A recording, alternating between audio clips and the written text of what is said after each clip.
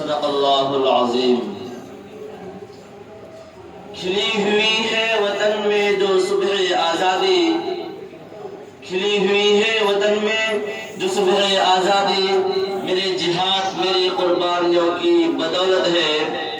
اعتراف مجھے کہ حاشیے پہ تم بھی تھے، مگر وطن کے انقلاب کی سرخی میرے لہو کی ہے۔ صدر محترم، معزز سامعین کرام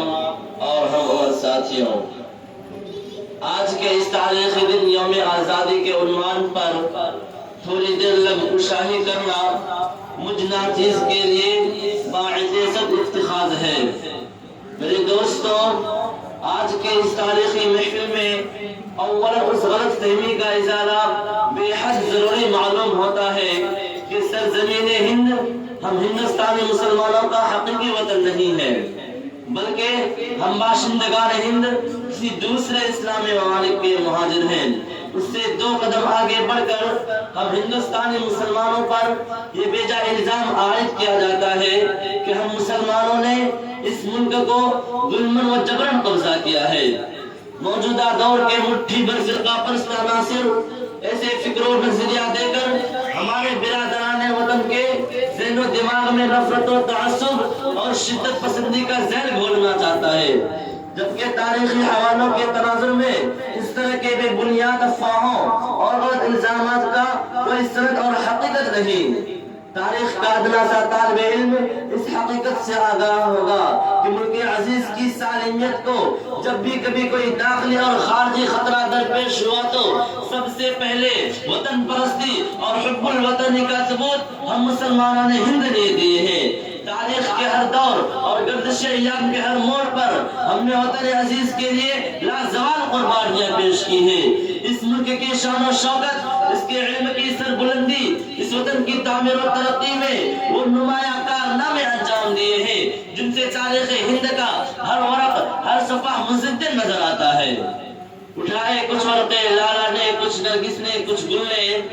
اٹھائے کچھ ورقے لالا نے، کچھ نرگس نے، کچھ گل نے، چمن میں ہر طرف بکھری ہوئی ہے داستاں میری۔ نوجوانان اسلام آج ہندوستانی مسلمانوں پر موجودہ دور کے ایک محسوس اور محدود ذہنیت کی فستائی جتنے الزامات لگاتی ہے اور جو بھی بہتان تراشیاں کی جاتی ہے، چاہے وہ بنیاد پرستی کا الزام ہو، چاہے وہ غدار وطن کا الزام ہو، چاہے وہ دہشت گردی کا الزام ہو، یہ سارے کے سارے الزامات ایک جھوٹ کا بلندہ ہے اور کچھ بھی نہیں۔ جبکہ تاریخی سچائی اور حقیقت تو یہ ہے کہ ہم نے اسی مٹی سے جنم لیا ہے، ہماری سانسوں میں یہاں کی باد صبا کی خوشبو رچی بسی ہے، ہم نے اسی مٹی کی پاکیزہ نعمتوں سے کھایا پیا، پلا بڑھا رہا سہا، ہمارا ماضی حال اور مستقبل سب کچھ یہی ہے۔ اسی وطن عزیز کی چاہت میں ہمارا دل دھڑکتا ہے۔ یہاں کی حسین وادیاں، زرخیز کھیتیاں، پل کھاتی ندیاں، بلند و بالا پہاڑیاں، یہ سب ہمارے وطن پرستی کے بے زبان دلائل ہیں۔ میرے دوستو، جہاں تک ہم ہندوستانی مسلمانوں کی بات ہے تو چاہے وہ مغل شہنشاہوں کا طویل ترین دور حکومت ہو یا ناپاک انگریزوں کا زمانہ اقتدار یا عرص جنگ آزادی کا سلگتا خونی ماحول یا پھر تقسیم وطن کا خوفناک فضا یا پھر آزادی کے بعد کا ہمارا ہندوستان، ہم نے کبھی اپنے وطن کے ساتھ بے وفائی اور غداری نہیں کی ہے، بلکہ تاریخ کے ہر موڑ پر فداکاری، جانثاری اور وفاداری کا مکمل ثبوت دیا ہے۔ واقف تو ہے اس راز سے یہ دار و رسم بھی، واقف تو ہے اس راز سے یہ دار و رسم بھی کہ ہر دور میں تکمیل وفا ہم سے ہوئی ہے۔ نوجوان دوستوں، آج پورے ملک میں، آج پورے ہندوستان میں جنگ آزادی کا جو جشن منایا جا رہا ہے، مٹھائیاں تقسیم کی جا رہی ہے، قومی ترانہ پڑھا جا رہا ہے، قومی پرچم لہرایا جا رہا ہے۔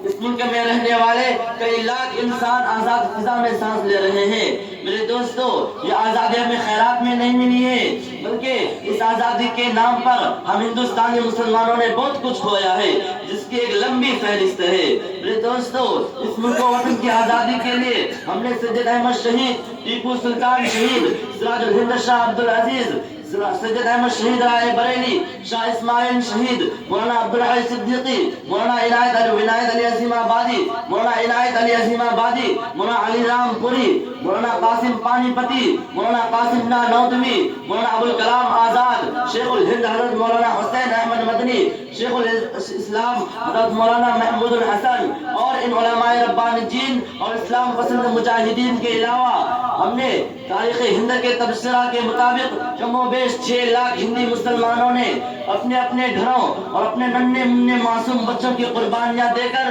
اس ملک کو انگریزوں کے جبر و استبداد سے آزادی دلائی ہے۔ اس کے باوجود بھی ہمیں غدار وطن کا تانا دیا جاتا ہے۔ ارے پہلے یہ طے کرو کہ وفادار کون ہے، پہلے یہ طے کرو کہ وفادار کون ہے، پھر وقت ہی بتائے گا کہ غدار کون ہے۔ آج ہم سے وطن پرستی کا ثبوت مانگا جاتا ہے، اور ثبوت مانگنے والوں ذرا کان کھول کر سن لو۔ لال قلعہ کی سرخیاں، قطب مینار کی بلندیاں، تاج محل کا حسن و جمال اور اس ملک کا ہر تاریخی پرشکو عمارت ہمارے لیے حب الوطنی اور وطن پرستی کا واضح ثبوت ہے۔ آخری پیام، ہم وطن کے نام پر مر تو سکتے ہیں لیکن وطن فروشی کبھی گوارا نہیں کریں گے، کیونکہ ہم نے اسی مٹی سے جنم لیا ہے، یہی جئیں گے، یہی مٹیں گے، یہی دفن ہوں گے، لیکن وطن چھوڑنا کبھی گوارا نہیں کریں گے۔ جدا بدل